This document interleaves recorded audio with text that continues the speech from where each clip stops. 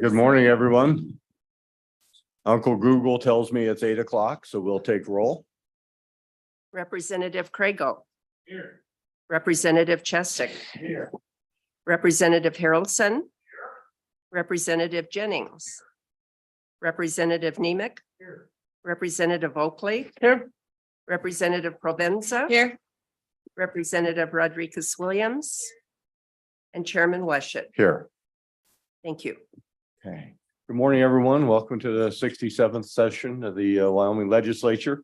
I won't go through my whole normal routine on comments, but we have 3 bills we're going to try and get through this morning. We do have to be on the floor by 10 o'clock. So please keep your testimony on point, and we'll move through and try and get as many people to testify on these bills as we possibly can. If you're waiting online, please let us know that you're interested in testifying today. If you're not going to testify, you're welcome to watch the proceedings on our YouTube channel. Can we get our TVs going, by the way? You're welcome to watch on our YouTube channel. We have a finite number of people that can be queued up to testify online. So if you're watching online and you're not going to testify, please go over to the Wyoming Legislative YouTube channel and you can watch a streamed version. We'll start this morning with Senate File 24. Senate File 24. Just a reminder, when you testify, come up to the microphone, press the button until the little green light comes on. State your name. If you're new to the committee, please spell your name for the record. We encourage you to speak up so that everyone in the room and out there in the Zoom world, and certainly the committee will be able to hear you and hear your testimony. All questions and all comments must come through the chair, and I'll remind you if you happen to forget. And with that, I think we will get started with Senate File 24. Senate File 24. So Senate File 24 is a joint judiciary interim bill that was worked through the summer by the Joint Judiciary Committee. We've had a little change in personnel, you might say, on the committee since this summer. So not all the members of this committee were part of those discussions this summer. So I'm going to ask Ms. Meyer, please kind of give us an overview. State your name for the record and kind of give us an overview of why this bill is important. Thank you, Mr. Chairman. Pretty loud. Scott Meyer with the Wyoming Bankers Association. Meyer is M-E-I-E-R. No. Just one. So I want to walk through for you Senate File 24. This is the financial exploitation of vulnerable adults. Just, I guess, a brief history is that this has been in the works for a little over 2 years now, trying to deal with the issue of how do we, as in the financial world, who are probably the first responders, if the first ones to notice, how do we help stop those kind of situations where we see somebody being taken advantage of?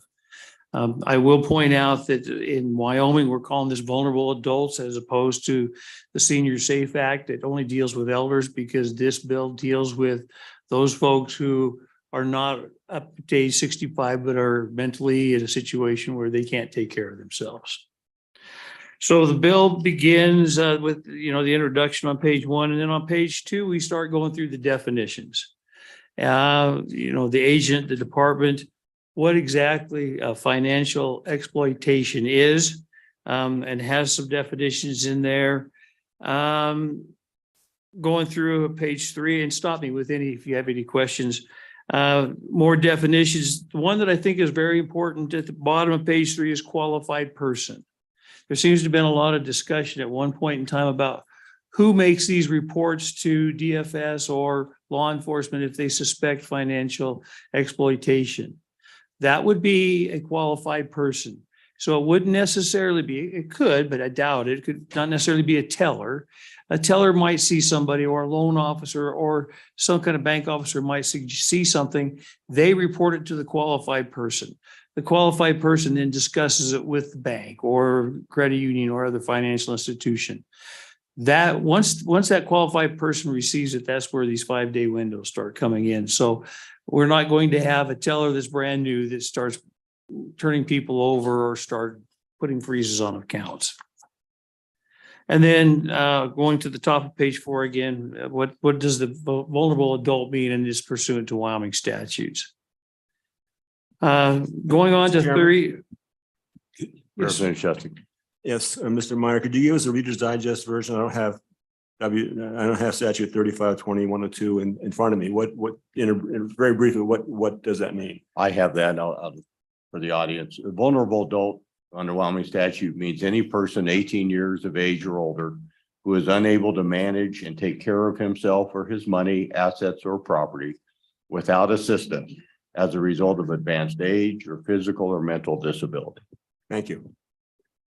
Please continue. Thank you, Mr. Chairman. Going on to page 4, 13-1-702, reporting financial exploitation of vulnerable adults. This is where the financial institution, if they suspect and they go through their investigation and believe that there is financial exploitation being taken, is occurring, that they need to submit a report.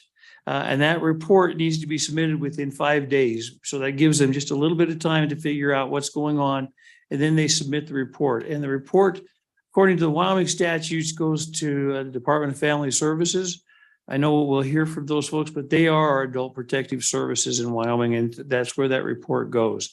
If there was some other unusual reason, there's also a provision in here for the financial institution to report it to law enforcement. But the primary one would be to our adult protective services at DFS. They submit the report. There are certain parameters, other reports that could have been needed. We put into this statute, you don't need to file any other report. So if you report it to DFS, then they don't have to report it to law enforcement at the same time. You don't have to do multiple report filings. 13-1-703 on the bottom of 706, or on bottom of page 6. That statute is that provision in the statute allows, and this is where it differs from the Senior Safe Act, but this allows, once you file that report, then you can notify a third party or a third person that's on that account. So a hypothetical might be, you have son taking care of mom. Son's doing everything he can for mom. He lives in town there. He runs his own landscaping business, what have you, but he's taking care of mom. All of a sudden, son thinks that he needs to have a new pickup. Well, if mom had designated daughter who lives in Texas, the financial institution could then call the daughter and say, is this legitimate? And the daughter, who knows what she'll say, but she may say, yes, he runs a landscaping business. He could use a new pickup, and mom has agreed to do that. We've got that taken care of. Or she might say, no, absolutely not. He's doing just fine. Regardless, that way the financial institution can reach out, and that is not provided by the Federal Senior Safe Act. So this does allow legislation to do that. 13-1-704 on page 7, that deals with a temporary hold on the transaction. Once the financial institution files the report with DFS, then according to the way the bill is written, we have 5 days. We can hold those funds. There has been a lot of questions whether that 5 days is sufficient, but that 5 days is what brings DFS and or law enforcement that they have to respond back. If they don't respond back in enough time, that money gets turned loose.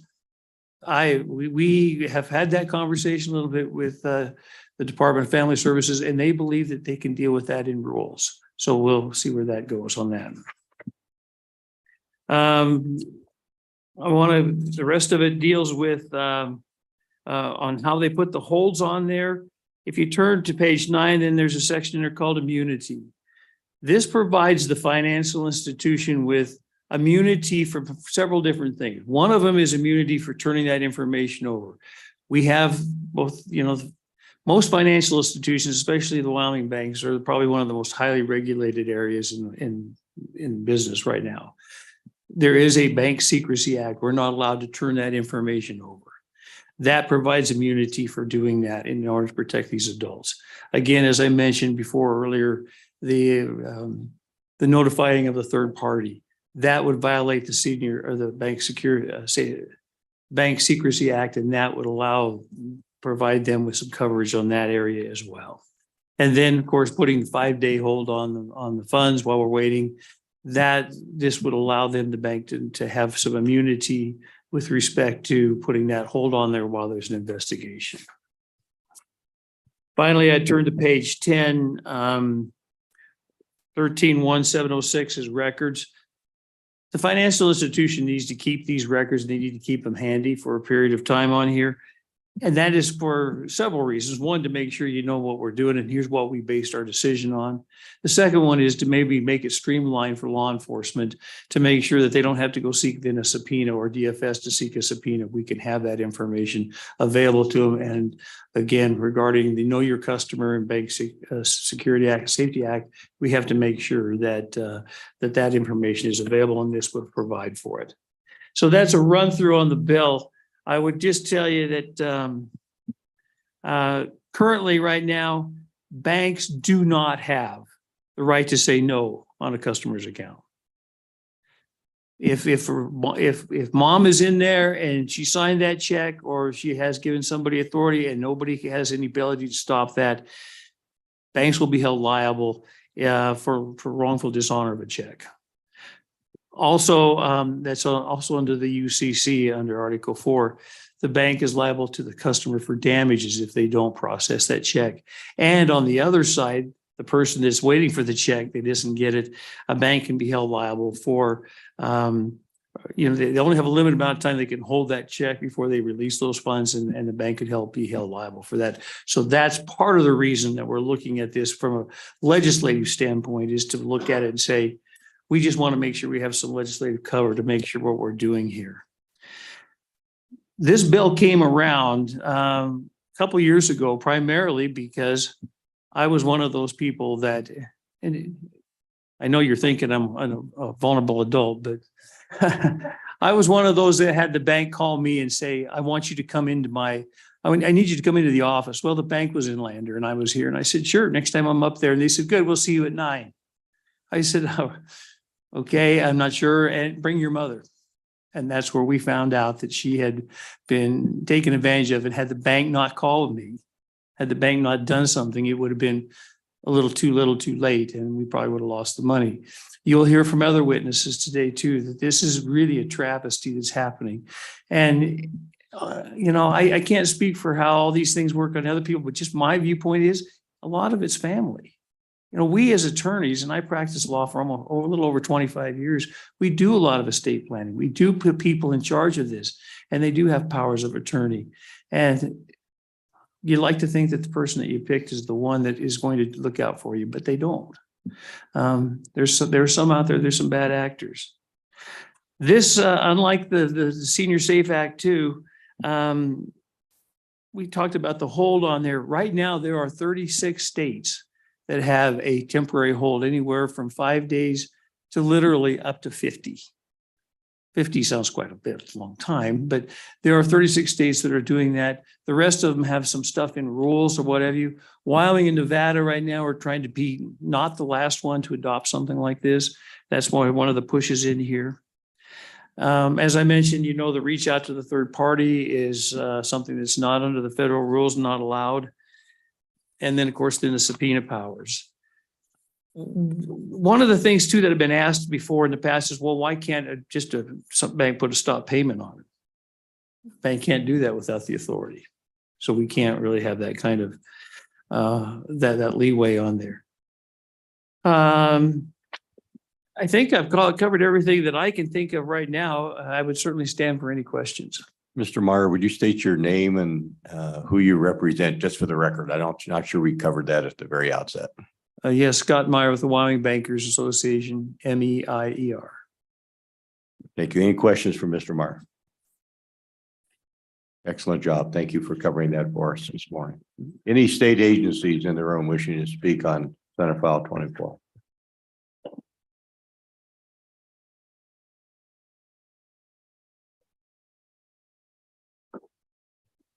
Good morning. Good to see you again.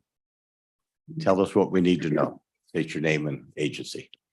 Good morning, Mr. Chairman, members of the committee. My name is Corin Schmidt. I'm the director of the Wyoming Department of Family Services. So for a little bit of context, and because there's many new members on the committee, I was hoping I could just explain high level about adult protective services. So adult protective services, as was mentioned with the definition of vulnerable adults, comes under the purview of the Department of Family Services when a report is made.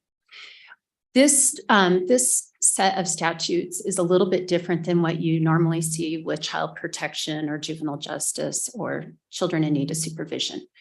With vulnerable adults, we do not take protective custody. What we do is investigate the cases, make a determination if the vulnerable adult was in fact abused, neglected, or exploited, et cetera. And then we work with that person and whomever else to develop a case plan to kind of help them get back to where they need to be, whether that's preferably staying at home or working with law enforcement if it's a criminal matter. In these types of cases, we work very closely with law enforcement, and that's because there's criminal issues here as well. And we do not want to get in the way of a criminal investigation because sometimes our questioning can lead down a path and jeopardize the criminal case. So it is a little bit different than what you see in juvenile court. It requires a lot of partnerships, working very closely with stakeholders in order to, one, make the determination if there is a vulnerable adult and they have been exploited or abused or neglected. And then to providing services to try to stabilize the adult and the home environment. So a little bit about this particular issue. As Mr. Meyer mentioned, we have worked closely with the Bankers Association, the AARP, and others in the room around the financial exploitation. And why we see this as an issue is just at a point in time count that we did when this bill came up, were 22 adult or financial exploitation cases at a given time. Of those cases, almost half were sons and daughters. So it is a very sensitive and touchy topic, and we recognize that. What this legislation allows for is to have someone who maybe knows the elderly person or the vulnerable adult very well. If they have some questions, if they have some concerns, that they can pause, do a little bit of looking, call us, call law enforcement, and then we can do the investigation. Sometimes it's going to result in just a communication issue. Other times it could be there is financial exploitation by a certain family member or some other adult. Why the immediacy of this is so important is because oftentimes the money can go very fast. And when the money goes very fast, we can't get it back. So the responsibility of the bank who's first aware of it, then or the credit union, and then turning around telling us, we tell law enforcement, we get in there, we try to look, and we do not want to create a lot of hassle for the person, but at the same time balancing, recognizing that some people unfortunately do get exploited by those that are close to them. So with that, any questions or comments specifically, and I'll turn it Questions over for to Director Smith, Lindsay. Representative Jennings. Thank you, Mr. Chairman. Ms. Smith, thanks for being here this morning. So if I heard you correctly, and I'm not sure I did, there were 22 cases last year. Mr. What was the Chairman, 22? Representative Jennings, that was a point in time case that we Director did in Schmidt. May. Through the chair. Oh, I'm sorry, Mr. Chairman, Representative Jennings, that was a point in time count we did in May of 2022. So at that time, there were 22 Okay. cases. Follow up. Mr. Chairman. So of the 22 of point in time, how many convictions were brought about in cases like that, or last year, or things like that? I mean, I'm just curious of how law enforcement is doing with this problem, because Director personally- Schmidt, if you know, how many convictions? Mr. Chairman, Representative Jennings, of that point in time case count we did of those 22, there were no prosecutions. Any further question? Representative Provenza. Thank you, Mr. Chairman. Director, during the interim, I asked about the qualified persons potentially being maybe problematic for you all. After the description that Mr. Meyer gave, are you okay with the portion of the bill that says a qualified person may submit a report and it not being problematic for what cases to process? Schmidt. Mr. Chairman, Representative Provenza, I would hope that the immediacy of the issue would prompt whatever the process is internal to bank, make it happen quickly. But I do understand why a bank would want to make sure that the conversation that they're having with their teller first or whomever is adequate information and then reported. Further questions? Thank you. Just if there's further testimony from DFS. Okay, thank you much. Any other state agencies in the room?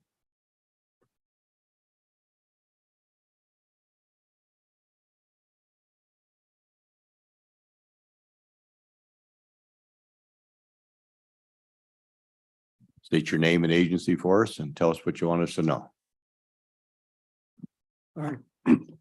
Good morning, Mr. Chairman. My name is Jeremiah Bishop. I am the State Banking Commissioner, and I oversee the Wyoming Division of Banking. Just a little bit of an overview. We are the regulatory authority over Wyoming financial institutions, including banks. And we also are the administrators of Title 13, which this bill is in Title 13. So our responsibilities is ensuring that our financial institutions comply with the provisions of this bill. Most of the time that we'll be spending on this is on the policies and procedures. There's several areas in this bill. One's on page 6 of just financial institutions developing policies on the qualified person filling out that report, submitting to DFS, and then also a separate policy on page 9 on a policy on placing that hold. So we'll adjust our examination scope if this bill passes to just include our review of these policies, ensure that these policies are in place, and that generally we may review these reports to make sure that the reporting is in compliance with this statute. Other than that, that's our only role with this. Most of it goes to family services that just discussed, but I'd be happy to answer any questions. And your last name is Bishop, is that correct? Yes, thank you, Mr. Chairman. Bishop, Bishop. Thank you. Any questions for Mr. Bishop? One quick one, sir. If a bank were to fail to develop these policies as required by this statute, what would your division do? Thank you, Mr. Chairman. Yes, if we found that a bank did not have these policies, we would issue a violation of an apparent violation of law, and we would probably put a recommendation, obviously, that they implement the required policies. Thank you. Any further? Appreciate that. Any other state agencies? Ms. Chambers, I do want to hear from you this morning.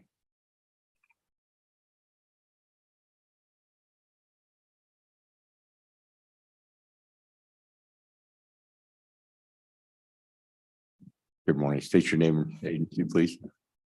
My name is Kara Chambers. I'm with the Wyoming Attorney General's Office Division of Victim Services. Welcome. My quick question for you this morning is, it's my understanding that victim compensation would not cover these types of victimizations. Could you elaborate on that?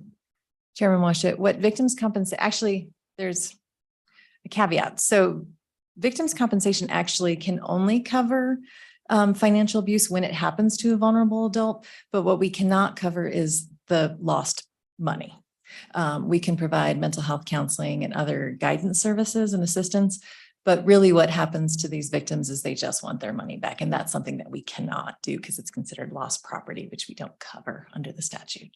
So yes and no. Could we put that in statute to give you that? Would that be something that would be conceivable? So that would be the will of the body. You'd have to find us a lot of money to cover that. Currently under statute, Our cap is 15,000 per crime per claim, with an additional 10,000 for catastrophic injury that's available. Generally, compensation programs across the nation are meant to address mental and physical injuries as a result of a crime. So this financial aspect is sort of a different animal.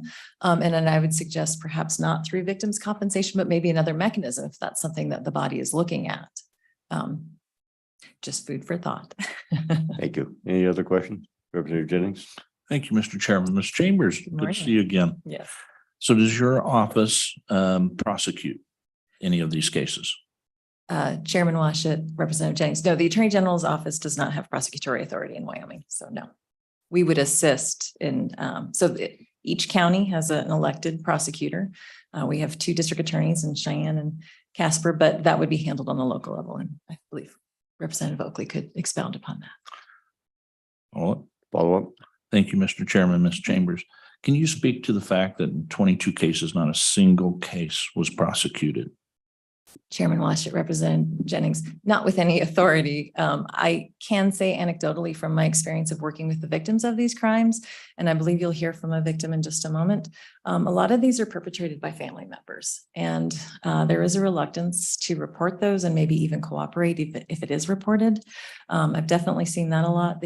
A lot of the cases we see, the vulnerable, they'll definitely blames themselves for what has happened to them and is reluctant to cooperate with law enforcement or prosecution out of shame, which is why I personally, my personal opinion, think that a bill like this is so important. Thank you. Any other state agencies in the room wishing to testify? Thank you. Okay. Take public comment. Anyone else wishing to testify? Mr. Winnie?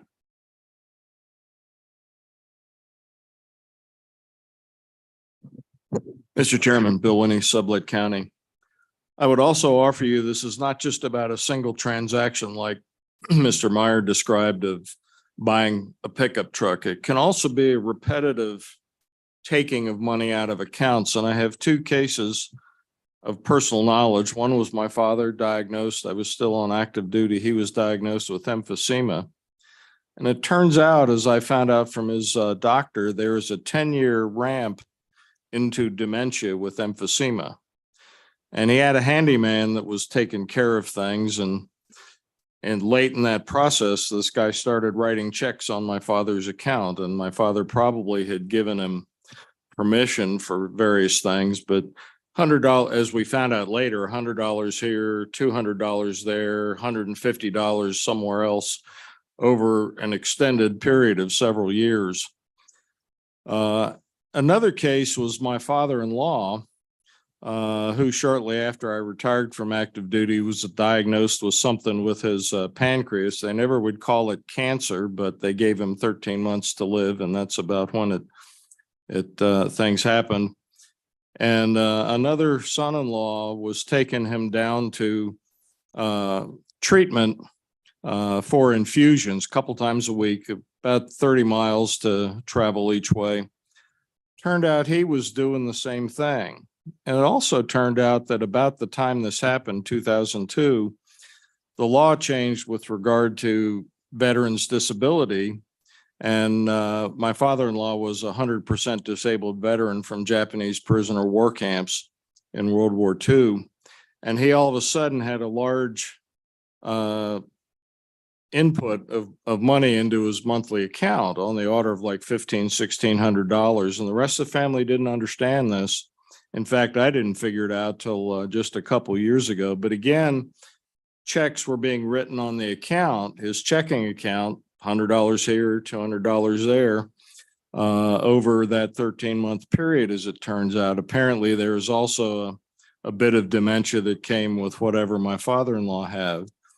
So, and these, as we went back and looked at the accounts, these amounted to like $10,000, $20,000, $25,000 over a period. And what I would offer the committee is banks could detect a pattern like this and report it. And then an investigation by DFS or whomever be done to see if there's something to it or not. So it's not just single transactions. Subject to your questions. Thank you. Question, Mr. Winnie. Representative Jennings. Thank you, Mr. Chairman. Mr. Winnie. Oh, excuse me. So, Mr. Winnie, in your case, in the one case you didn't find out till way later, but in the case that you did find out about, did you seek legal remedy? No, Mr. Rennie. my Mr. sister, Through the that chair. would, excuse me, Mr. Chairman. My sister was taking care of that. I was on duty in the Western Pacific at the time. I approached her about doing exactly that because the amount of money was large enough that I thought even if you didn't have something happen at the state level, you can make a report to the Internal Revenue Service and say, look, this guy had this income he didn't report. My sister chose not to do that. Like I said, I was in the Western Pacific, so that's the best I could come up with. Thank you very much. We have some witnesses in the front row. Why don't you join us up here at the microphones?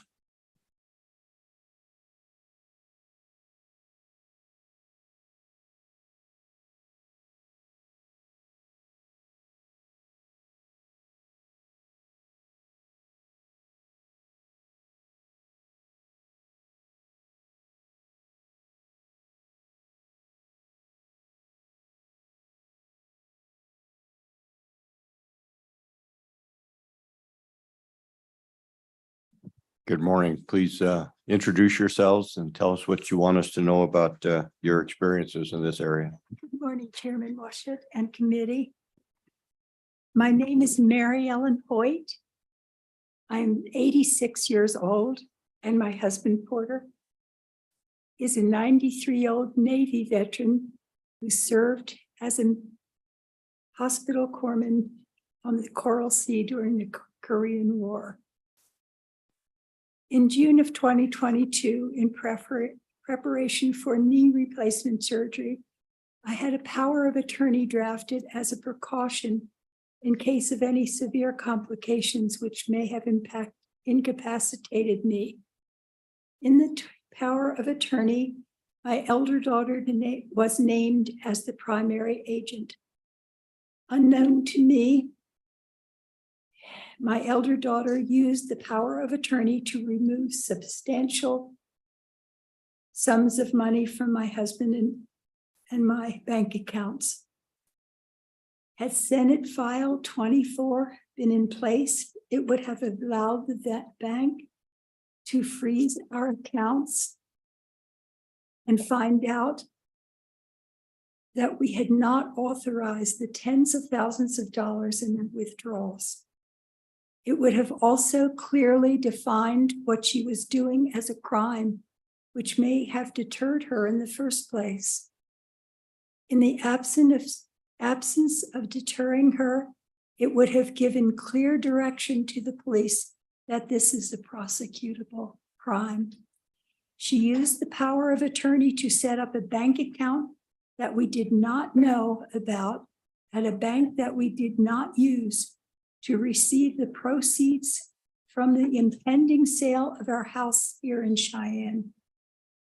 If not for my other children locating a filing at the Laramie County Clerk's office and discovering her activities, she would have been able to take all of the proceeds from the sale of our house. Monies that my husband and I need to survive and remain reasonably independent, not being a burden to the taxpayers of Wyoming. We certainly would not have had the financial resources to pursue a civil case for the return of our property. We would have been at a dead end. When we went to the Cheyenne Police Department for assistance, we were told that it is a civil matter because there was a power of attorney in place. We felt helpless. Feeling that the reviewing officer did not take into account the time frame and activation clause in the power of attorney document, we reported the first few actions by her, which predated the POA. The Cheyenne Police Department is now investigating the matter. We are fortunate in the support system that we have to help us navigate the legal process. But what about those who do not? Those are the people we really need to worry about. Neither my husband nor I have ever been in trouble with the law. So this is completely foreign to us. Imagine how it feels when you are told that something which should so obviously be a crime is a civil matter. You are going to have to spend many thousands of dollars to hopefully recover your property and or money. Imagine being the law enforcement officer who has to tell those people that the loss of their life savings and property is not a crime to the state of Wyoming. You need to give law enforcement officers the tools to help protect the vulnerable populations of Wyoming, something they are sworn to do.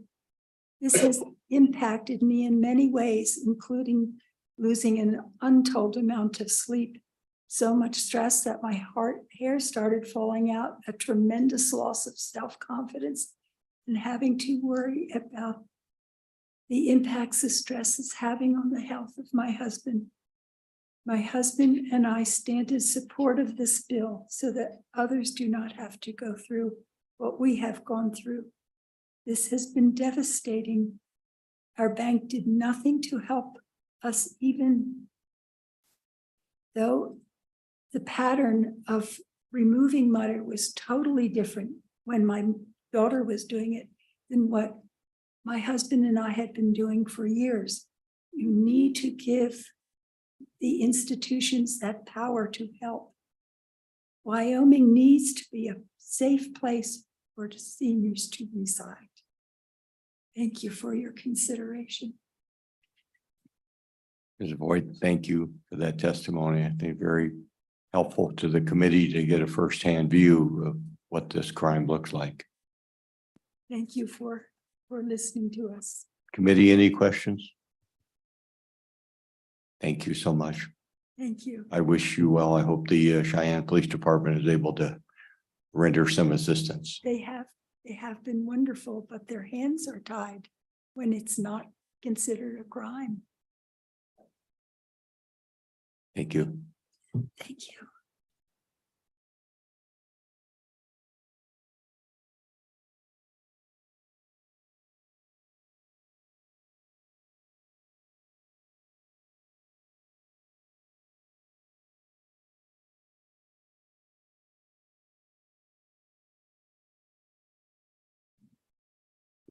Thank you, Mr. Good morning. Chairman. Bobby Frank, representing Wyoming's credit unions. And we also support this bill and appreciate all of the work that has been done during the interim. And I'm not going to belabor anything. I think you heard just now why we support the bill to enable our credit unions to address these issues and have the tools necessary to stop this type of activity before it occurs. Thank you for being here. Questions? Thank you very much. Thank you. Thank you. Others wishing to testify?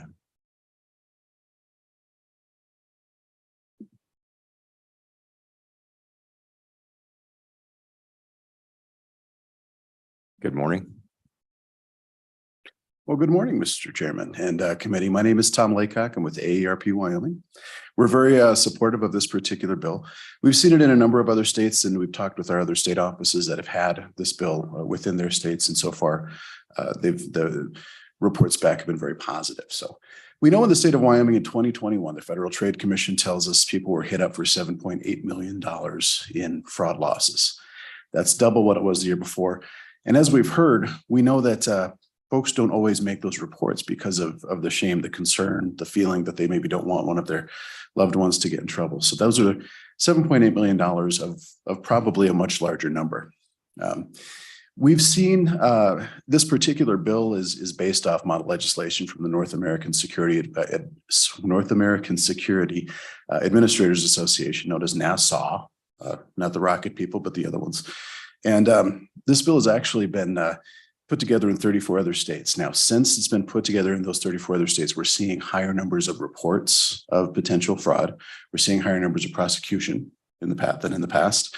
And the good news is we haven't seen need to change or repeal the law. So the good news is it's been road tested. It's kind of run the traps in other states. So I know during the interim, there were a lot of questions about, what about this scenario? What about this scenario? Those were great, really well thought out questions that I didn't have an answer to. The good news is we were able to talk to, there's a few folks with NASA, including one who's on the legislative committee who works out of our own Secretary of State's office.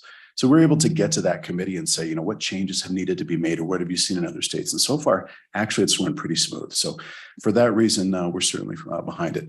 I can also offer a little bit of information, the Senior Safe Act, if you guys are interested in doing so, but I'll kind of cut my comments short and just let you know that we're very supportive of the law and we think it's a great tool in the toolbox. Thank you, Mr. Laycock. Any questions? Thank you. Others in the room wishing to testify? Mr. Oderkoven?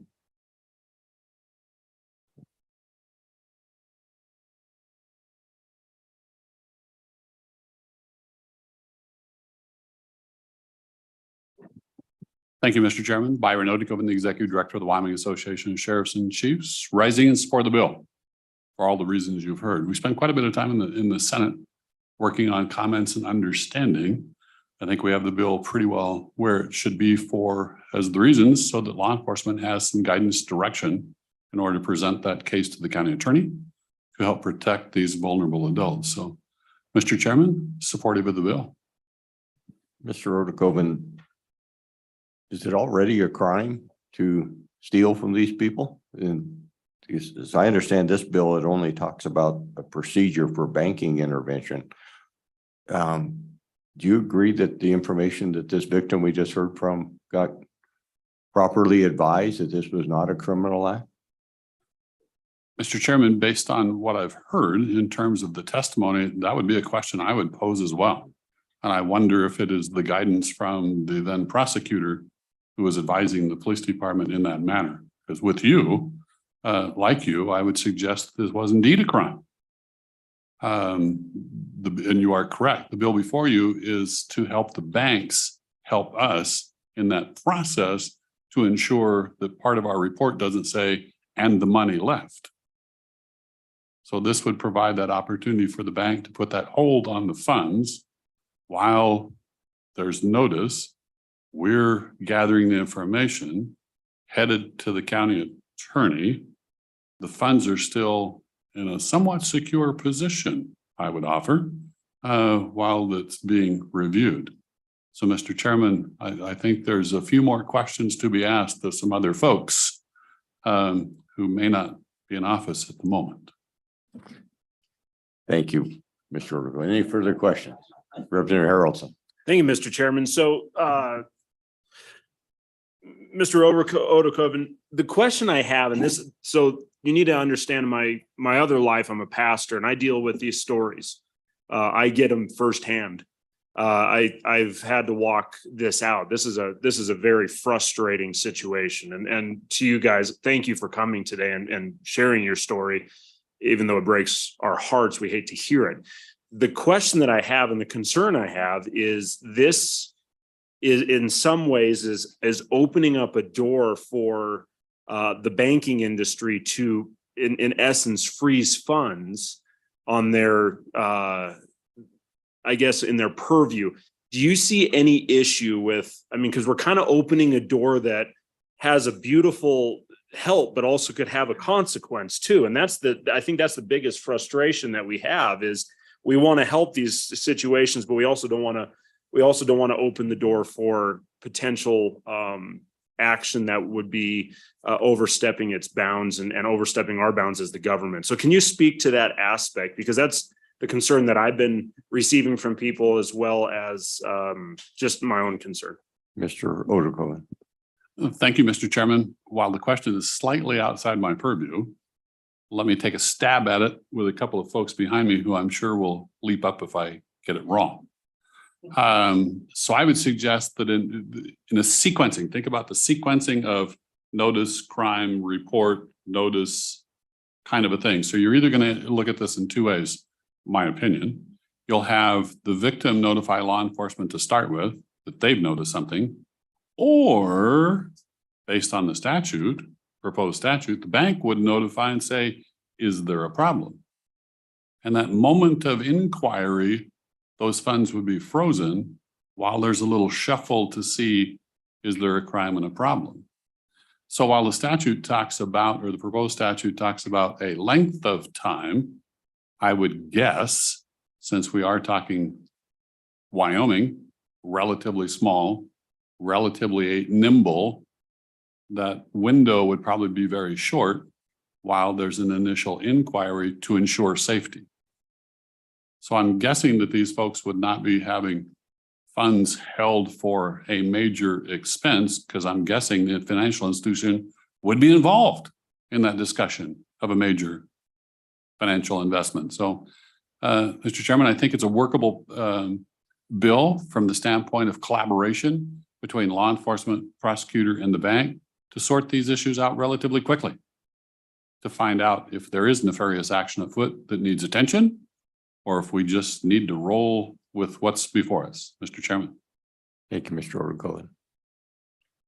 No questions. Can we bring Mr. Tom Bass in, please? It's on the Zoom. Mr. Representative Jennings, do you have a question? I did, but I forgot it.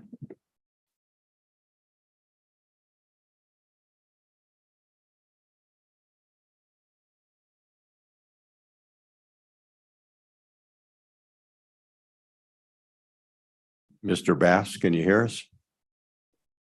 Yes, I can hear you. Tom Bass here. Please tell us what you want us to know about Senate File 24. You got it. Chairman Washit, member of the committee. I'm Tom Bass. I'm president of Wyoming Bank and Trust. Our bank has two locations, one in Cheyenne and one branch in Burns. And I've been a banker for 44 years, and I've had firsthand experience with many scams against bank customers, family members and friends, grandparents, jail scam, fix your computer error scam, you won the lottery scam, free stuff on Craigslist scam, and many more. These scams are happening more frequently in the past few years. I've personally seen many of these scams, mostly older customers throughout my 44 years of being a banker. Our staff here at Wyoming Bank and Trust, they're regularly trained on how to spot some of these scams, and we've been able to stop many of these by alert bank employees. With that, I will stand for any questions. Thank you, Mr. Bass. Any questions? Representative Jennings? Thank you, Mr. Chairman, Mr. Bass. So how many prosecutions have you seen in stopping of these scams? Mr. Bass, if you know.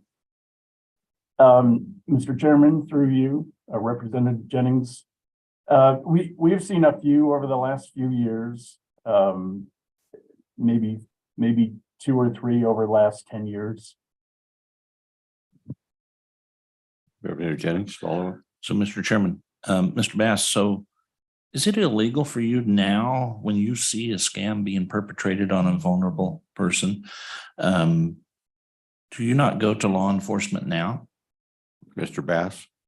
Mr. Chairman, through you, Representative Jennings, right now, if, let's say, for an example, a customer comes up and wants to withdraw, say, $12,000 in cash, and they seem pretty nervous, the teller would have them go to a senior officer in the bank, usually me, and I would talk to them and just to see what is going on. So we try to get to the bottom of it.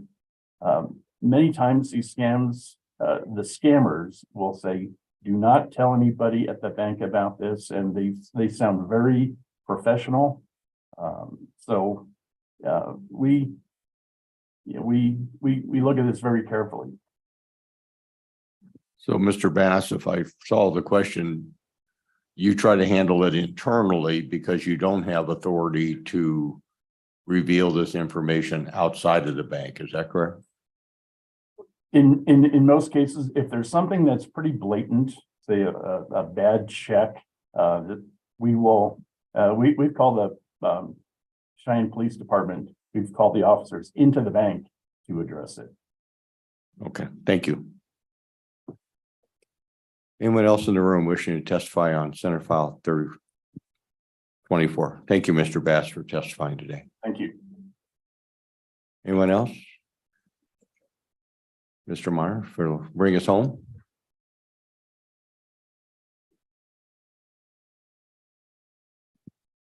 Thank you, Mr. Chairman. And to bring it home, there's a couple things I just wanted to point out as the conversation was going on. Yes, it is illegal. The banks do not have authority to go to law enforcement if they see this, because they have the Bank Secrecy Act doesn't require them to keep those accounts confidential on what's going on. What could be the worst that could happen? And there could be a lost opportunity, clearly. You really wanted to get that money out so that you could buy that lottery ticket that I'm sure you would have won. What have you? I mean, you could go up a whole lot of scenarios, and I don't know the answer to that, but that's why I think that as I've discussed with several of you, including Representative Craig, that's why the 5-day rule.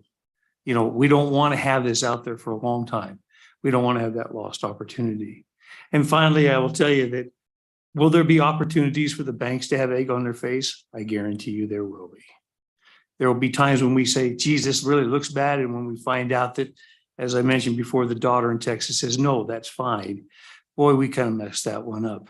But the idea really is to make sure that those people still have that money. And that's where we're trying to look at. Think of it about this way too. If they lose the money, like we've heard some of our witnesses, they become wards of the state then all of a sudden the state is paying for that. And that's the opportunity lost that we would have had right then at that time. So certainly stand for any questions and ask for your favorable consideration on this bill. So Mr. Meyer, in the case that Mr. Bass was talking about, where you have a known forged check, you have a known crime of a bad check for forgery, that sort of thing. In those cases, you could call law enforcement, correct? Mr. Chairman, that is correct. When they know that there's actually law broken, you certainly can do it. It's the question of when the son is in there with power of attorney saying, I have power of attorney and I want to take this money out. And that's where they have probably the legal right to do it, but it's not right. Representative Jennings. Thank you, Mr. Chairman. Mr. Myers. So I have trying to cut to the chase here, because I'm all in for getting the bad actors. But in a way, I mean, if we look at this, law enforcement, where we don't by law allow them to profile. And in essence, what we're doing here is saying that the bank will profile the financial aspects of vulnerable adults. Maybe, what does that policy look like? Because you're going to promulgate, and family services, I forgot to ask them. What does that look like? Because you're going to set up a profile aspect on people's financials. Are they doing this kind of money all the time? Or, you know, what is that? I'm just curious what that looks like when you're going to set that up in a bank. Mr. Chairman, Representative Jennings, I don't know that it would be profiling exactly, but I do understand where you're coming from. In Wyoming, and maybe it's a lot of the same with other states, but especially in Wyoming, I can tell you that most banks know their customers. So they know when somebody is doing something, like in the case I mentioned with my mother, they know that she doesn't write $7,000 checks. Banks get a feeling on that. So whether that's profiling or whether it's just knowing your customer and that's what's required, that's what banks do. They deal with these people every day. It doesn't mean the teller, but it does mean that a bank officer that pretty much knows who you are. Now, if you're a brand new customer, maybe not. Maybe if it is you're handicapped or you're an elderly person, maybe there is to some extent some profiling in that to understand who that is. But mostly it's just knowing your customer and knowing what's going on. Thank you, Mr. Meyer. Follow up? Nope. Yes. Mr. Chairman, Mr. Myers, so the question is, what does the policy look like? Because you have parents, maybe they've moved here to live with the child, the adult child or something like that, and they moved here from small community or something where they might have known their banker and they might have known the teller and stuff like that, but they've moved here. I'm just curious what the policy, because surely you guys you're in favor of this, and it states that you will put a policy in place. And so I'm curious what that looks like.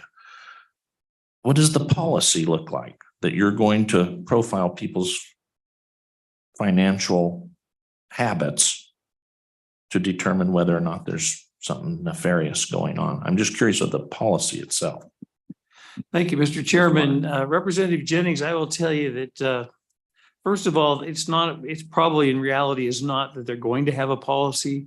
They have policies. And those are governed and looked at and reviewed by, as Commissioner Bishop said, that they review that, and that's under the regulatory affair. So they will have that, and they will have to be revised and reviewed and criticized if they're lacking. That'll come from the Division of Banking. As to actually how that policy looks, I hate to tell you this, Representative James, but that's way over my pay grade. Very good. Thank you for bringing us home. One more, Representative Provenza.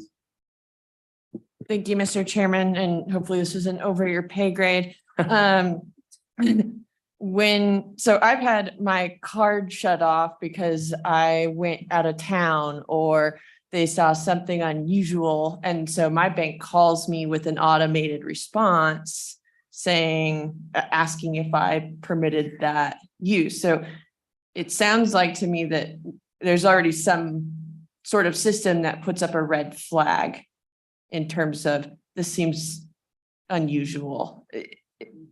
Would that work in this case? I mean, I guess some of the concerns that my colleague has, does this help in any of that? I mean, are we already kind of doing something, whether it's a robot or a person? Mr. Myers, is similar to credit card security that tracks unusual activity? Yes, Mr. Chairman, Representative Provenza, I will tell you that, well, one, that is a credit card processing outfit. And so it's not your banks that are doing that, but it is the same kind of thing. I get those too. I just buy tires for my kid over in Laramie and they don't expect me to do that. All of a sudden I get it. Did you really pay this kind of money? Yeah, but that would be the processing, and not to get too off in the weeds in there, but those are the commercial codes that we've been talking about. So thank you very much. One more, Representative Haroldson. Thank you, Mr. Chairman. Sorry. Mr. Myers, a question. If there were to be a clause in here for an opt-in, opt-out option, where the people who are like, you know what, I don't want the bank to be in my business like that, could opt out. But it'd be an opportunity. Every account that gets opened, it's a, yes, I want you to help protect. If this were to pass, it would be an option for them to opt in or to choose not to. What's your heart and thought on that? Mr. Meyer. Now, Mr. Chairman, Representative Haroldson, that's an interesting concept because as I mentioned to you, that it's provided in the bill, and we've talked a little bit about is the notification of third parties. They would have to provide that and they would have to sign that. If you wanted to have a provision in the statute that says a customer can opt out of this, that would be the customer's decision, and I don't have any problem with that. I mean, whatever they want, the customer always rules. So I don't have a problem with that. It would be one of those where trying to get people to set up opt-ins might be an issue depending on the age of the customer and the mental capacity of the customer right now. But other than that, I don't have any problems with that. Thank you. With that, I'm going to close public testimony on, we have nobody else on Zoom, do we? Okay, no, I'm going to close public testimony on Senate File 24. Committee, your pleasure. Moved by Craigo. Second by Provenza. Discussion on the bill. Amendments. Representative Jennings. Representative Harold. Thank you, Mr. Chairman. So I've been trying to find a spot to actually stick that in and what the vernacular would look like. But I believe on page 7, starting in line 9, the temporary hold on transactions, it could potentially fit there. And so the struggle that I have is I don't have the legal mind to know exactly what that should say, but I believe there should be an opt-out option. So if someone chooses that they don't want this, that's their choice. Because at the end of the day, as we just heard, people have the choice because it's their money, it's their banking. And we should never, as a government, ever be able to lock someone's finances away if they choose that. That's not something they want. And so, and with that, I mean, I'm going to ask Representative Craigo, is there a legal mind that would like to try put that together? Or is this something I should try this passes through, should try run this as a committee of the whole amendment. Representative Harrington, that'd be my suggestion, would be to wait for a second reading amendment and have some time to work with the LSO attorneys to develop that language. Representative Craig. Thank you, Mr. Chairman. Just if I may, can I make a comment on the proposed amendment Yes. real quick? I just am not sure it's a great idea. It kind of undercuts the purpose of the bill. Because the very people that are trying to steal the money are going to make sure that their elderly parent or relative opts out every time. I mean, that's the whole point of the bill, is to make sure that can't happen. So I just feel we're just going to undercut all the work we've done over the interim. I mean, one of the things that I worked on, and you can talk to Mr. Meyer if you want, we voted on this bill actually last year, and I felt the timelines in it I thought they were balanced too far in favor of the banks. And so I actually voted against the bill last year and really worked hard to cut that down. And we thought 5 days was sort of the minimum time frame we could get to that would allow our law enforcement and DFS to actually do the job, because originally it was 10, we cut it down to 5. And last year, I believe it was 14 in the bill, if I remember correctly. It was a longer time period. Anyways, I understand the concern. I actually agree with you wholeheartedly on the private property concern, but what we're trying to do is get to the other side of that and say, where's the appropriate balance where we can make sure these folks aren't suffering harm that they don't need to. And so I mean, I'll probably be against the amendment if it comes on the floor, but and that's why.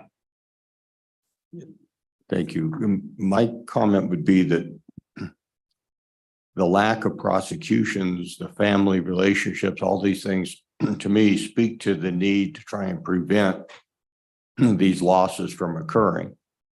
Because it doesn't sound like we're getting a very good result when we wait until after the money's gone and then hope that we can prosecute some of these cases. So I think prevention is the essence of what this, excuse me, is the essence of what this bill is all about. So any other comments, Representative Jennings? Yeah, Mr. Chairman. So I find several things disturbing in this. The lack of prosecutions. I just can't tell you how many times I come along and I see that, and you ask, well, has anybody been prosecuted? And they haven't. And so I would argue that it's not government's place to do preventative. We can't reach in and prevent unlawful activity from happening, but we should land on, when it does happen, we should have the heavy hand of the law, and especially with our most vulnerable people. But we're asking the bank now to come in and become a profiling agent on our financial habits. And we're bringing in people that it's a very dangerous and slippery slope to start down. I mean, we don't allow our police officers to do that, or law enforcement. But in this case, we're going to, in the name of preventative, we're going to ask an outside third party. And I think about how many times I go through a bank and how many times they send me a notification. It's just so I'll be a no on this bill, not because I don't want to see us go after the bad actors. I'm 100% for going after those scammers. We might have to send special forces to Mexico or something, but I just thank you, Representative Oakley. Do you have a comment? Thank you, Mr. Chairman. I think actually I appreciate the last speaker's comments, and to me they highlight I'm exactly the opposite from the good representative, and he kind of outlined the reasons why, as far as I'm concerned.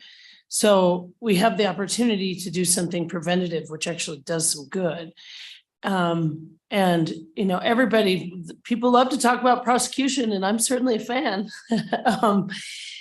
But you know, philosophically, if you think about it, prosecution is a form of it's for punishment. You know, you could argue it's basically like a form of vengeance. Okay, but it doesn't get you your money back. If the money's spent, if the money's gone, it's gone, and you can't bleed a turnip. So we can discuss prosecution, certainly. And it seems to me like it's there for some of these cases. They can be difficult, but when you look at it, so you throw your daughter in jail. I mean, again, okay, and if she deserves the punishment, I have no problem with that. It doesn't do a thing to help the vulnerable adult. It's done. So when looking at preventative versus prosecution, again, I'm fine with both, but the idea that we don't do the preventative because by God, we should have just thrown them in jail afterwards is a disconnect for me. So with that, for the exact reasons, looking at those, I'm on and for the bill. Committee is 9:05. We have two more bills to work. Any last comments? Representative Chesnick. Very briefly, Mr. Chairman, I agree with the good country lawyer on the reasons why the amendment would probably be bad for the bill. Another reason I would offer is that circumstances change. I've got a bank account that I opened up 15, 20 years ago, and I opted out then. I have since become incapacitated or I've been in an accident or whatever. My circumstances have changed, and I don't think I should be bound by my 20 years ago decision to opt out when I probably should not have opted out for my current circumstances. Thank you. Question being called. Debbie, you want to call the roll on Senate File 24? Representative Cragel. Aye. Representative Chestick. Aye. Representative Haroldson. Representative Jennings. Representative Nemeth. Aye. Representative Oakley. Aye. Representative Provenza. Aye. Representative Rodriguez Williams. Aye. Chairman Washut. Aye. Representative Oakley, will you carry this bill on the floor? Yes. Thank you. I need to run down the hall. So Vice Chairman Rodriguez Williams, will you take up Senate File 34 for a few minutes?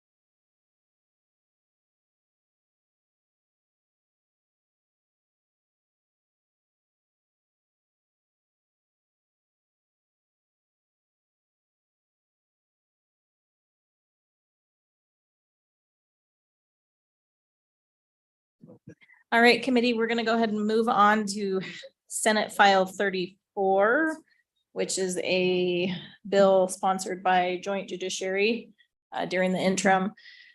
Trespass by small unmanned aircraft. Do we have somebody here to present this bill or no?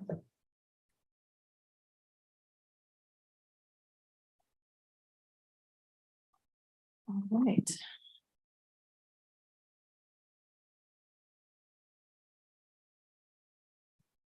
I'll go ahead and introduce this bill then on behalf.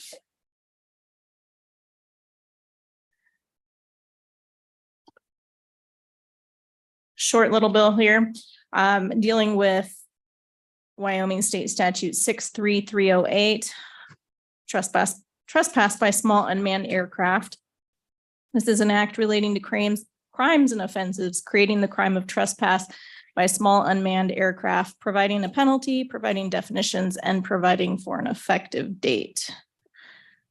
Do we have any state agencies here that would like to testify on behalf of this bill?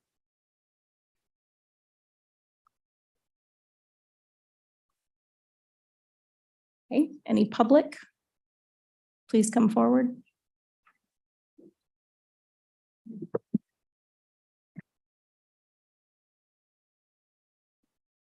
Madam Vice Chair, my name is Glenn Januska, committee members. I'm the Glenn Januska, GLENNJANUSK. I'm the airport director for the Casper Natrona County International Airport. Thank you for the opportunity to be here this morning. I don't have an opposition to the bill. I have kind of a question when the The bill was written, it specifically addresses private property. I don't know if that was intentional to leave out governmental property. But I would propose to you that a small unmanned aircraft that would be flying over the approach end of a runway for a public use airport, for an airport, would have the same substantial interference with the use of the airport than it would over private property. So I think you have a copy of what I would propose for your consideration as an amendment, would add the state or local governmental entity after property after private property, that would include that also. I can think of other situations where, a small unmanned aircraft that's hovering over a swimming pool, a public swimming pool, 30 feet above the ground, may also be a substantial interference with the use, not only from the people in the pool, but also from the entity, governmental entity that's providing it. If that would be considered too broad, specifically for the airport, I don't think anyone would argue that small unmanned aircraft flying over an airport not only interferes with the use, but also creates a safety concern. So we would be happy with replacing state or local governmental entity with private use or public use airports if it wants to be more specific to airports. I think there's issues with the larger public use governmental property, but from my standpoint for the airports, we're specifically looking at what the impact of this could be for an airport itself. Thank you. Any questions from the committee? Representative Chesney. Thank you, Mr. Chairman, Madam Chairman. Is this already covered by federal law? I understand that there are federal regulations on airspace, which, as I understand them, federal public airspace is anything over 500 feet, which is controlled by the federal government. Anything over 500 feet is controlled by the federal government. But there's also an exception for glide paths and areas around airports that is also public, or is also controlled by the FAA. So are there regulations of the FAA that would already exclude drones from the glide paths or the approaches? Madam Chair, Representative Cheswick, the FAA does have those regulations in place, but as an example, the FAA also will say that you shouldn't construct construct a structure that's going to interfere with the approach for a runway. If somebody does that, the FAA has no ability to actually remove that structure. So what the FAA looks for is for the local entities to have control. If there's nobody from the FAA that walks around the airport patrolling, looking for these types of things. So for the FAA to be able to say, we're going to have the federal government come in here and to be able to prosecute or to eliminate something like this, if there was a safety threat, it's not going to happen. So the FAA relies on the local entities to be able to provide control, zoning, things like that for structures. This would be the same type of a situation where we would basically have some local control to be able to respond to these. If we wait for the FAA to get involved with this, especially if it's creating a safety issue, it's going to be too late. Follow up? Any other questions from the committee? Okay, sir, thank you for your testimony. Thank you.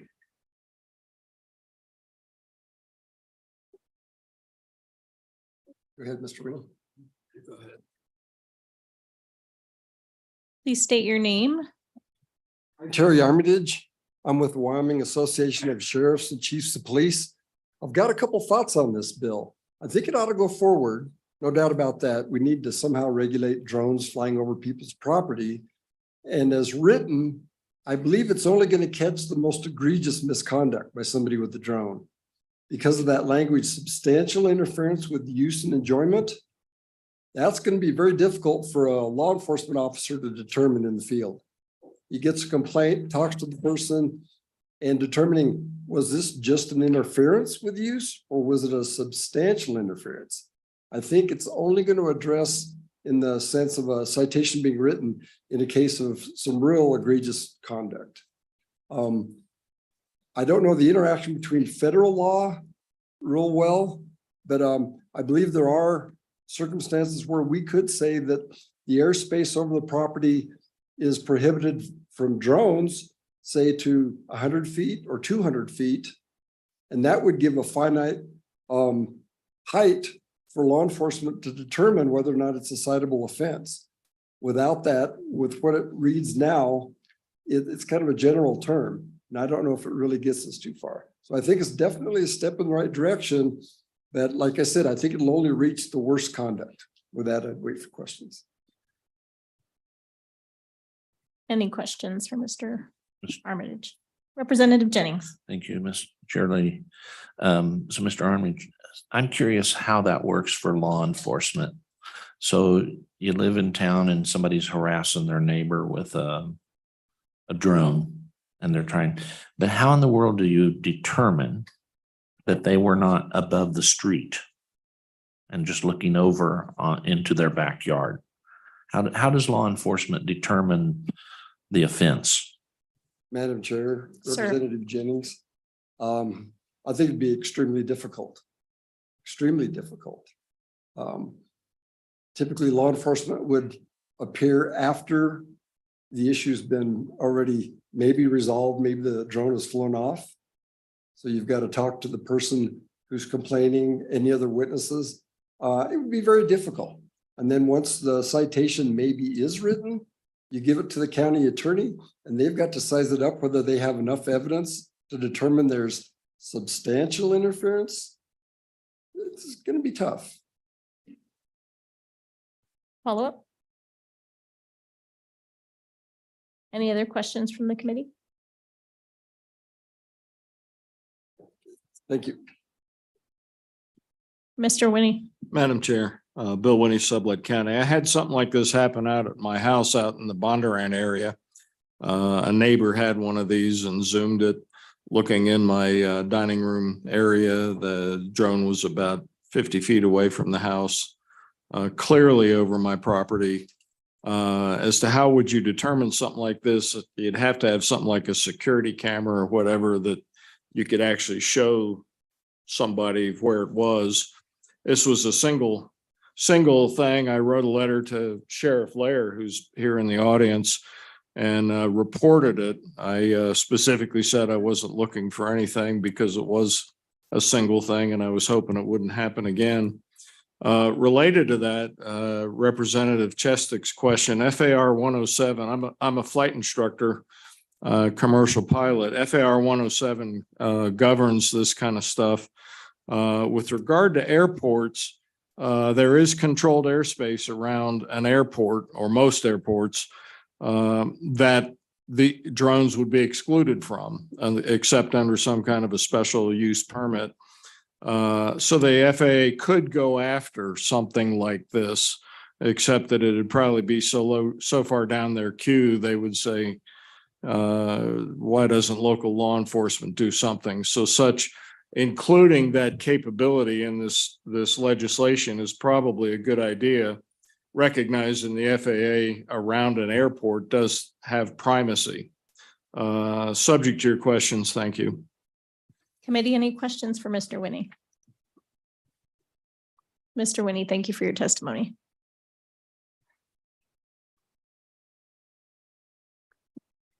Madam Chairman, members of the committee, Catherine Wilkinson here on behalf of American Property Casualty Insurance Association. In opposition to a bill, however, I did bring an amendment that would move our position to neutral, and I believe it does have broad support, excuse me, from those in the room. I think you will hear from them. We stand opposed to this bill because it would make any erroneous flight a crime. So if you are a crops claimants adjuster and you're adjusting a field for crop damage, or you're flying over for insurance purposes because of a flood and need to scope stuff out, this bill would make it a crime to fly over any property. I do want to be clear that it is normal protocol to obtain permission from landowners, and that is part of normal protocol for anyone who is doing business. But the way this bill is written, in my opinion, I think kind of mixes a couple of different legal standards, with trespass being strict liability. Either you're trespassing or you don't, you do it or you don't.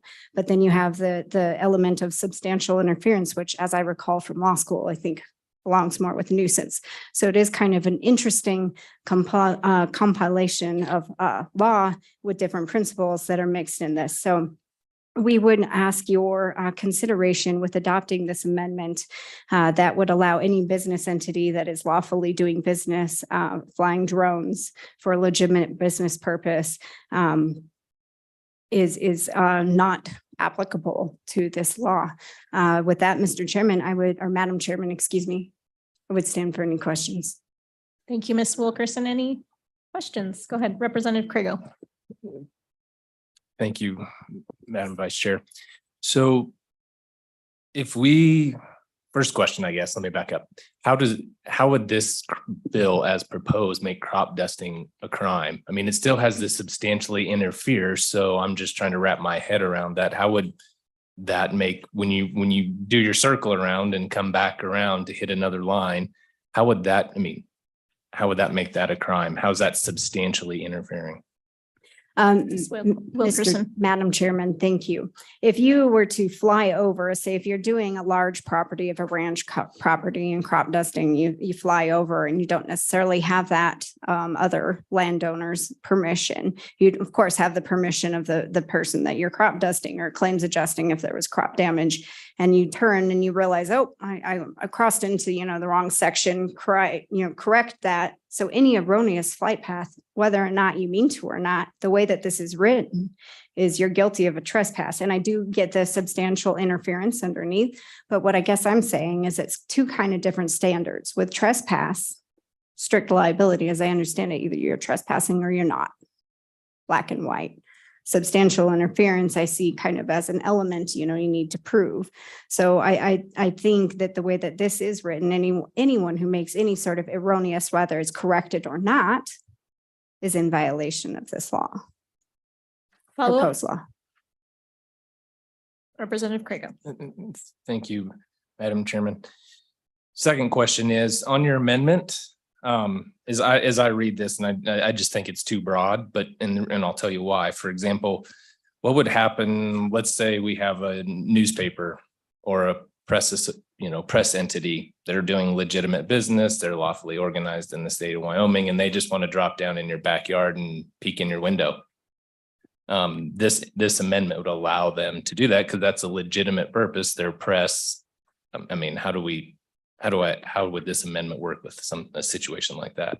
Ms. Wilkerson. Madam Chairman, with that invasion of privacy, that sort of a crime that I think already exists and you have it on the book. I hear what you were saying on this. I think that there is significant concern just from folks that do use drones for those. I can't speak to the press and that concern. I do understand that. And it is a very broad amendment and intentionally so.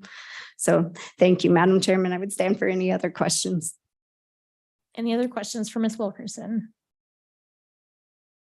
Representative Haroldson. Thank you, Madam Chairwoman. On line 14, page 1, it says immediate reaches of the airspace. And you made the vital error, Ms. Wilkerson, of saying that you went to law school. So I'm asking you now, I can't find that definition anywhere. I can't find it online. I mean, this is in some ways, I think we've kind of made up our new term, immediate reaches of the airspace. That's not an FAA term. So is that something that tripped a red flag in your mind, or is that someone else that needs to answer that's sitting behind you? Madam Ms. Chairman. Wilkerson. Thank you, Madam Chairman.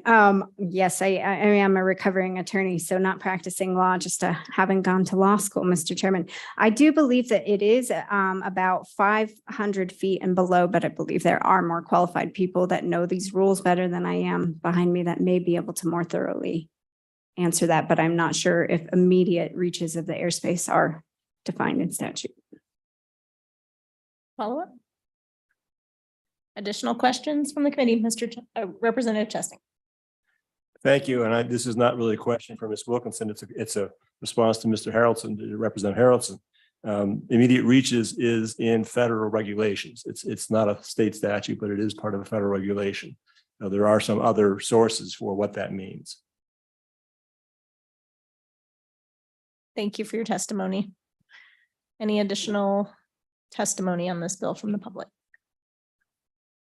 Go ahead and state your name. Thank you for being here. Thank you, Madam Chairman. My name is Jordan Evans. I'm the coordinator of the Cheyenne-Laramie County GIS Cooperative. We're a local government cooperative that helps coordinate GIS, which is mapping among the City of Cheyenne, Laramie County Board of Public Utilities School District, basically any public entity that does mapping. Within Laramie County, we help coordinate that. And one of the ways that we do mapping and surveying now is with UAS. In order to and I've seen the amendment that was brought forward by the insurance presented here by Ms. Wilkinson today. And in general, I would be supportive of that. I do hear the concern about the legitimate business purpose, but luckily the federal government has already defined what using a drone for a commercial purpose is, and that is through 14 CFR Part 107. In order to operate a drone in the United States for a commercial purpose, you need to be a certified Part 107 operator. Excuse me. That is how we operate here in our cooperative. We've gone out and we follow all the regulations to operate in the controlled airspace here in Cheyenne. We've applied for waivers that allow us to fly within the controlled airspace. As a drone operator, we're not allowed to operate above 400 feet per the Part 107 regulations. So it's kind of a weird gap where the federal government controls the 500 feet and above, and then below that is Class G airspace outside of, say, the City of Cheyenne or a D or E controlled airspace. But the purview of drones is 400 feet to ground is kind of where we're allowed to legally operate, one flying under Part 107. My only issue with the amendment that has been presented is that it provides no exceptions for, say, governmental entities, which can apply for and get a public aircraft. So here we have 2 rural fire districts that use drones for emergency response. We work very closely with the Laramie County Fire Authority and Laramie County Fire District number 1 here in Laramie County. To help process some of the imagery and things that they get, say, after a fatal accident, or they use them to get imagery of an ongoing structure fire or something of that nature. And they certainly have the authority to operate in whatever way they need through their public aircraft certification through the FAA. They may need to fly fairly low over a neighboring property to get a good view of the emergency response. Would they be trespassing under this bill without an amendment? They certainly could be, in my opinion. All of these ways to fly and operate are already defined through the AAA. You can operate as a Part 107 certified pilot. You can do a Section 333, which is sort of the original way. And you can also operate as a public aircraft using a certificate of authorization. These are defined in federal statute, and they could easily be added to any amendment providing exceptions. So that way, the legitimate business operations are a little bit more narrowly defined to match what the federal government already says that it is. And I will note that just because I am a Part 107 certified pilot, if I take a personal drone out and fly it over my neighbor's house, I'm not operating under Part 107 in that circumstance. I'm operating as a hobbyist and operating a personal drone. You, just by having a license, does not mean that every flight that I take is valid under Part 107. And so that would then be up to the prosecutor and the sheriff's office to determine if we've interfered. And the last point I'll make is the other class that the FAA defines is for, in the near future, I think you're going to be seeing delivery drones. Amazon is already trying this, and having to stick to public right of way to use a delivery drone defeats the purpose of using a delivery drone. You may as well just send a truck in that situation. And so to add to Ms. Wilkinson's point about, trespass versus substantial interference, when we first read this bill, we thought trespass is crossing a property line. And that is currently, if that is the definition, which it is interpreted by prosecutors and courts, that would be very detrimental to the use to what makes drones so advantageous in the modern era for surveying purposes and whatnot. We transit over private property all the time at a height of 350 feet, the same as the way that guard helicopters do all throughout Cheyenne, the same as crop dusters do over the edge of properties. I don't think we're substantially interfering with the enjoyment of people's property. But I think that sort of dissonance between trespass and substantial interference is what had us initially concerned. So if there is to be an amendment, and you are looking to more narrowly define it, look to federal law for Part 107, operating as a public aircraft, Section 333. I did send to the Senate Judiciary Committee some resources from the FAA. I'd be happy to send it to all the members of this committee as well, and I'd be happy to answer any of your questions. Thank you, Mr. Devens. Any questions? Representative Jennings. Mr. Chairman. So this might be a little bit out of your wheelhouse, but looking at this from the prosecutory side of this, how in the world would they prove that you were not over the public right of way? I mean, I get it if it's 40 acres and you cut across, but it seems like this might just be taking up some space in the green books. I don't know. Maybe, you know, as a pilot of these crafts, you could help me out with how in the world would they prosecute that? I mean, Mr. Devens. Through you, Chair. Not being legal in any way, legally familiar in any way, there are logs of flights that are kept on side of the aircraft. I suppose through a warrant, you could obtain logs of where the flight flew, where the GPS on the aircraft. Not all drones have GPS. Not all drones keep the logs, but most drones that you would buy that you wouldn't build in your own house, for instance, that, you know, most drones that you buy have some sort of GPS unit that keeps flight logs on it that could be potentially, if you could confiscate the drone by law enforcement, and then you could look at the logs of the flight. Follow-up? Any additional questions? Representative Oakley. Thank you, Madam Chairwoman.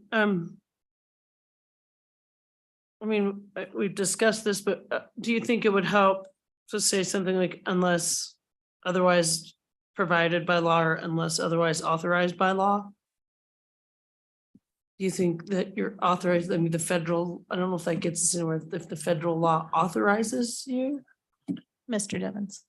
Through you, Chair. I think we're outside of my ability to range, but yeah, in general, I know that the Senate wanted to more narrowly define exactly what the federal laws, but they ended up not bringing an amendment in at any point. They entertained it briefly in committee, but then committee of the whole and whatnot, they determined, and the question that I was asked in testimony with the Senate Judiciary Committee, I think that got to the heart of why they didn't bring an amendment, in my opinion, is that, you know, I was asked, have I ever had the cops called on me now?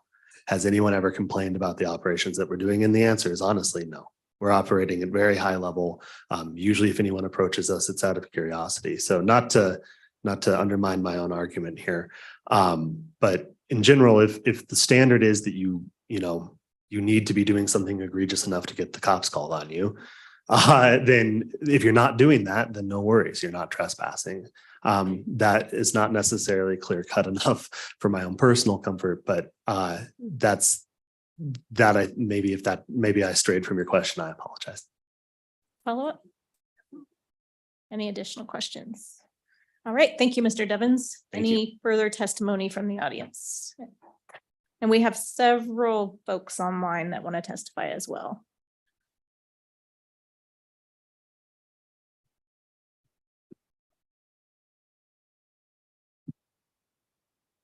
Thank you, Madam Chairman. Jim McGagnon with the Wyoming Stockgrowers Association, also representing the Wyoming Wool Growers Association today. And I would start out by just emphasizing that this is an issue that is becoming increasingly important to rural landowners, rural ranchers, farmers across the state, as the use of drones just for non-commercial purposes is becoming much more common, and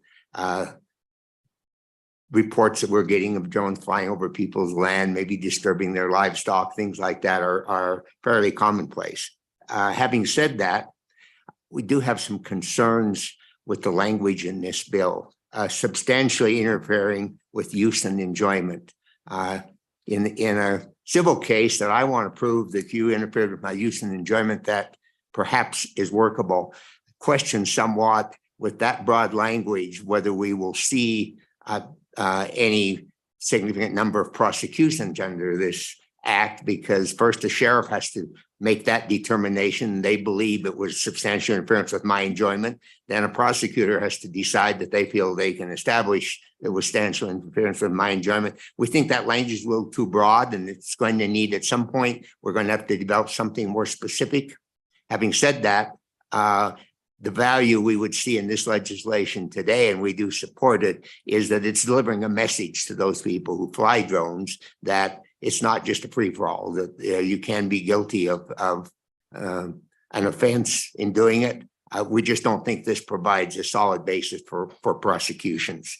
So it's a stepping stone is the way I would best describe it at this point. With regards to the amendment that was presented to you, we do have some concerns with the broad breadth of that amendment, legitimate business purposes. If I'm authorized to do business in the state, anything I do related to that is likely a legitimate business purpose. But if my business is concentrated in southeastern Wyoming and I decide I want to see what opportunities might exist in northwestern Wyoming and fly drones over there,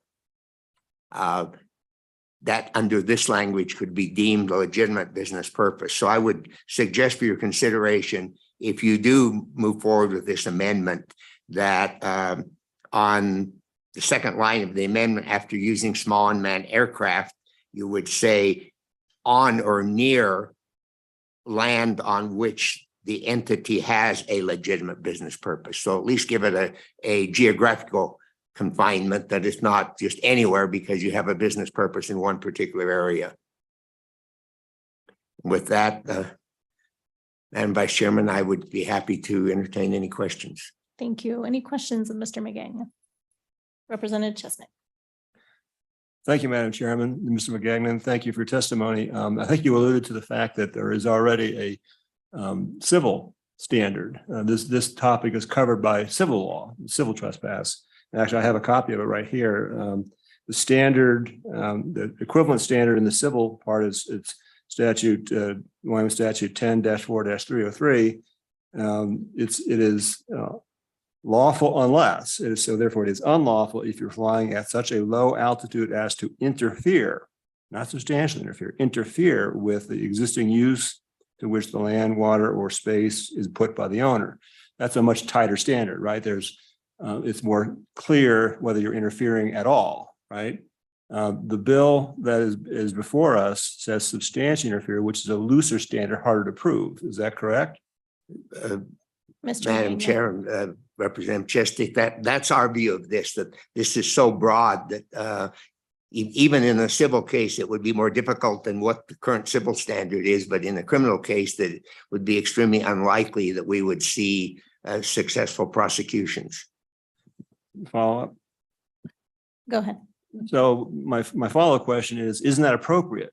You don't, when you're putting somebody's potential liberty at stake in a criminal case, criminal prosecution, you want to be less inclusive of behavior, that you want to have a standard that is more forgiving, perhaps, of people's conduct. You're not putting too many people in jail. Are you suggesting that we should take the word substantial out of the current bill, and thereby putting more people at risk of going to jail? Mr. McGagnon. Madam Vice Chairwoman and Representative Chesty, I don't necessarily think we need to be less restrictive in the criminal. My concern is that for criminal prosecution, you need to have better defined criteria, more clearly defined criteria. So if I'm the potential violator, that I clearly know when I take my action that I am violating, and when violation is something as broad as substantially interfering with enjoyment, that would require me to make a judgment call as to what constitutes enjoyment for this particular landowner, to know whether I'm interfering with it or not. And that's our concern, that not that it should be a more restrictive definition particularly, but it should be an easier definition for the potential violators to judge whether or not they are in violation. Thank you. Any additional questions? Thank you for your Thank you, testimony. Madam Chair. Please go ahead and state your name. Madam Chair, members of the committee, my name is Bruce Acey. I'm here today on behalf of Montana Dakota Utilities Company, which is a utility in northern Wyoming serving natural gas and electric services. I'm here today to oppose the bill because it criminalizes what is normal business behavior and would cause someone that is doing something that they believe is appropriate. They can inadvertently stray across a line, and they would be, according to this, acting in a criminal manner. And I say that because as a utility, we routinely fly our rights of way to inspect power lines or natural gas lines to ensure that they're appropriate. And it's not perfect. The actual right of ways that we fly are fairly narrow. It's not unusual to stray across a line from time to time. And under the act, because it is so broad, it is entirely feasible that our acts in flying our pipelines and our electric lines and our transmission lines would be criminalized by this act. And so we oppose it and believe that it can, well, we certainly believe that there's enough on the civil side that can take care of the concerns that have been raised, that the bill is just not needed. Thank you, Mr. Acey. Any questions of Mr. Acey? Seeing none, further testimony? Thank you, Madam Chair, members of the committee, Sean Taylor on behalf of Wyoming's Rural Electric Cooperatives. I know you guys don't get too many emails, so if you didn't have a chance to read mine last night, I understand, but I gave you a scenario and I echo a lot of the things that Mr. Acey said from the utilities perspective. And I sent you a scenario last night. If we're out flying our lines or, checking our substations or whatever, and happen to fly over or cross into private property. And so somebody calls, the authorities and says there's a drone flying over my property. By the time the authorities get out there, we may have already packed up our drone and moved down the line, not knowing that we broke the law. So the enforceability, I think, is really a problem. I understand the need for the bill.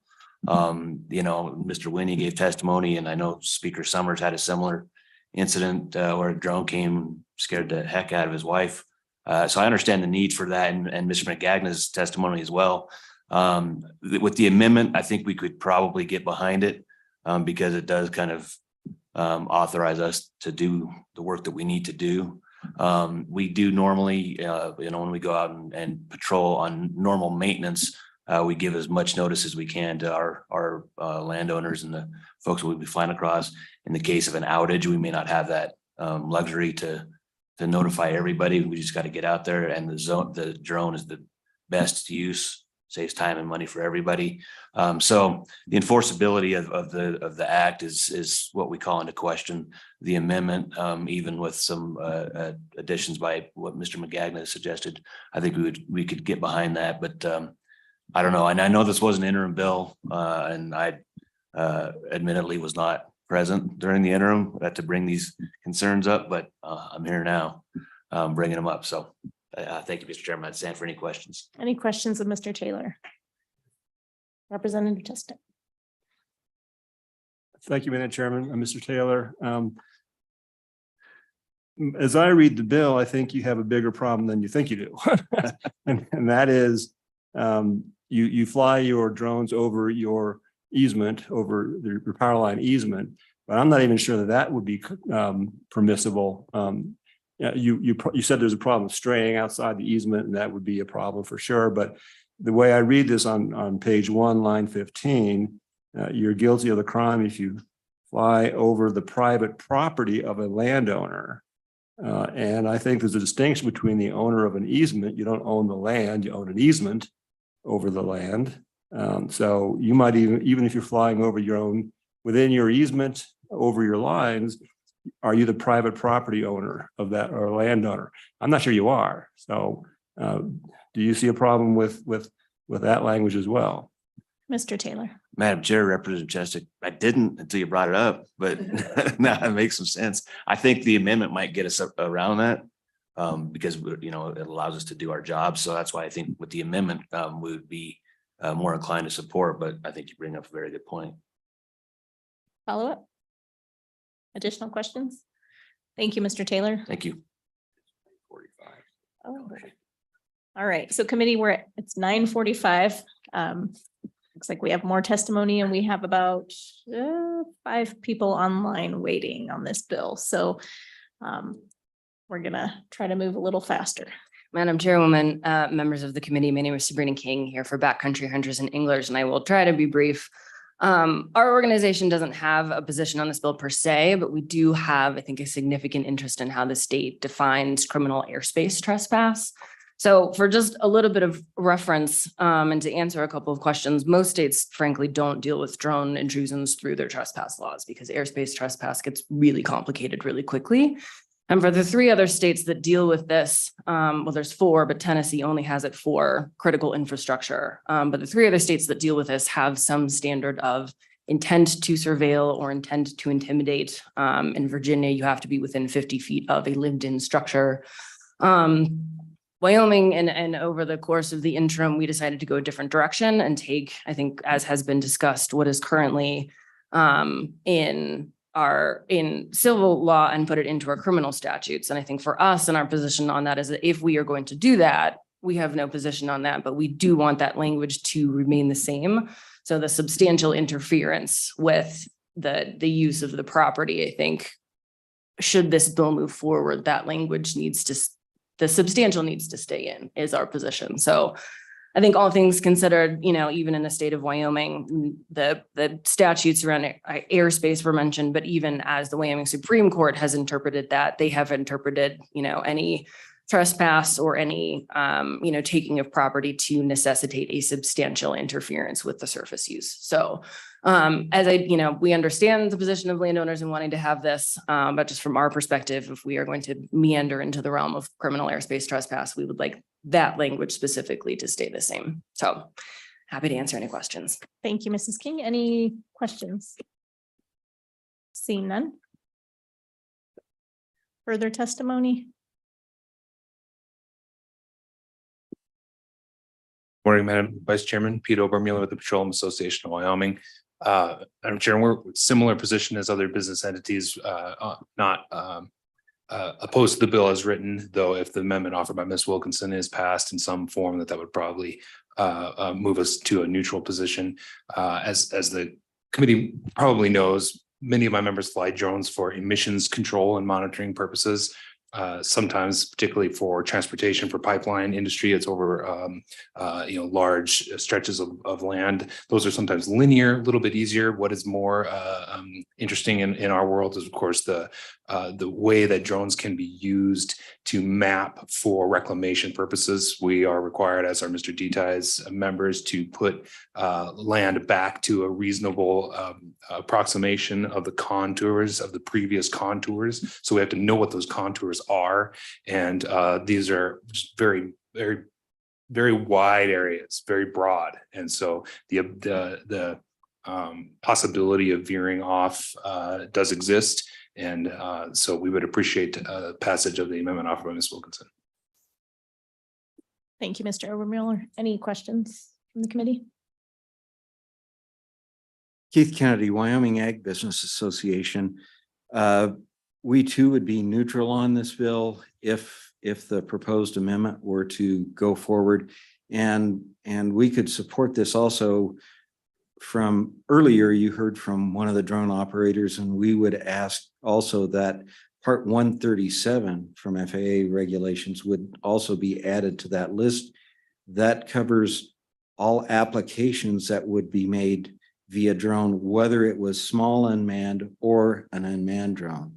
And I think it's also important for the committee to remember that essentially, because of these definitions that are included, references to federal definitions, small drone is 55 pounds or less. And in agriculture, routinely, those are more used for monitoring or gathering data rather than application. Applications are normally made with what are called unmanned aerial vehicles. So with that, I'd welcome your questions. Any questions of Mr. Kennedy? Seeing none? Thank you. Good morning, Madam Chairman, members of the committee. My name is Travis Deta. I'm the Executive Director of the Wyoming Mining Association. Don't often get to come before House Judiciary. I think this is my first time in 13 years of doing this job that I've come before this committee, so I appreciate the opportunity. We're an uncomfortable neutral on the bill right now because we come at it from both sides. We share concerns of landowners with unauthorized drones. We have had issues with drones flying over large surface mine sites. And we are, appreciate some of the testimony earlier. But we also use drones. And it's a growing technology of use in surface mining. Just for example, for the committee's information, we are using drones right now for site safety management, for monitoring and inspection, for haul road optimization, for stockpile management, and for probably the most important, surveying and mapping for our reclamation. And with that, we do some of that, our mines do some of that in-house, but we also use in-state environmental engineering firms that use drones. We have very good relationships with our landowners adjacent to our mine sites and the private sites that we operate on. So we're coming at it from both sides. I do think we would be a little bit more comfortable with it, with the amendment offered by Ms. Wilkerson. And, with that, this is stuff that's we're going to see more and more of it in the future as technology develops in mining in Wyoming. And it's a good conversation to have. And with that, I'll wrap it up and I will stand for questions. Thank you, Mr. Kennedy. Any questions from the committee?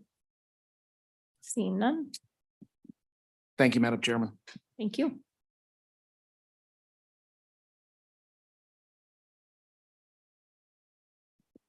Good morning, Madam Chairwoman and members of the committee. My name is Kelly Little. I'm with the Wyoming Association of Conservation Districts.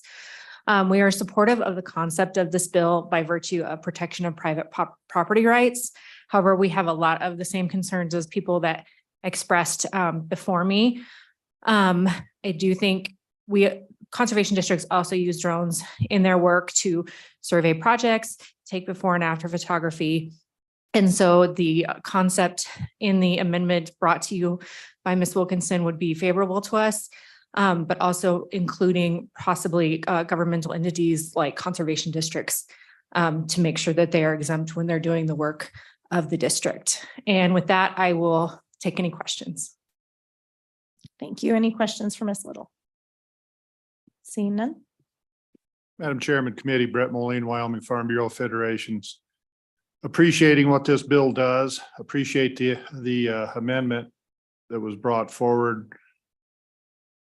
One of the things I've learned is how little I know about this topic. I would appreciate the bill going forward with the amendment. I think it's a great start, but I will suggest this as an interim topic to work on over the summer to delve deeper into it. But I would appreciate the bill going forward with that. Ma'am, I would sit for any questions. Any questions for Mr. Moline? Thank you.